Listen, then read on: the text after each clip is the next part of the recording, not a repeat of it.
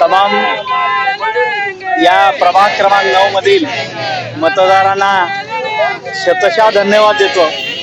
आज आम्ही मार्कंडेय रुग्णालय परिसर, दत्तनगर, प्लॉट धारक, कुचन नगर या सगळ्या परिसरामध्ये आज फिरलो।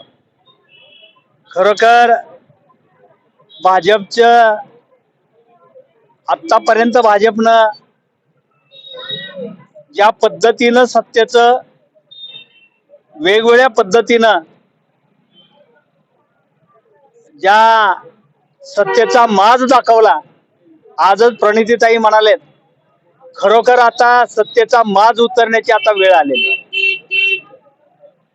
कोणत्याही पद्धतीनं निवडणुका जिंकायच्या हा त्यांचा फंडा आहे, परंतु यावेळी आम्ही महाविकास आघाडीचे 72 चारही उमेदवार त्यांना चितपट केल्याशिवाय आम्ही राहणार नाही। कारण जनतेतला प्रतिसाद पाहिला, जनतेला दिलेल्या आश्वासनाची किती त्यांनी पायमल्ली केली हे देखील मतदाराकडून आम्ही ऐकलं। जागोजागी मतदार त्यांना शिव्याची लाखोली होत असताना आम्ही पाहिलं। आज आम्हाला त्याच प्रश्नावरती भांडावं लागतंय। दिवा बत्ती पाणी लाईट अशा अवस्थेत आपण या ठिकाणी पाहतोय।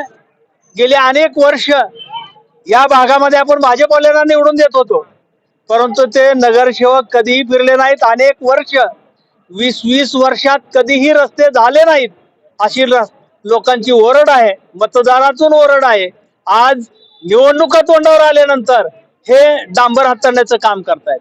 खरोखर यावेळी मतदार त्यांच्या तोंडाला काळं फासल्याशिवाय राहणार नाहीत यात तेळ मात्र शंका नाही। काल देवेंद्र कोठेंनी असं हे केलेलं आहे, वाक्य बोललेलं आहे की मी दररोज जर पाणी नाही दिलं तर राजीनामा देईल। लबाडांचं आमंत्रण जेवल्याशिवाय काही खरं नसतं, हे सातत्यानं अशीच खोटी आश्वासनं देत आलेले आहेत।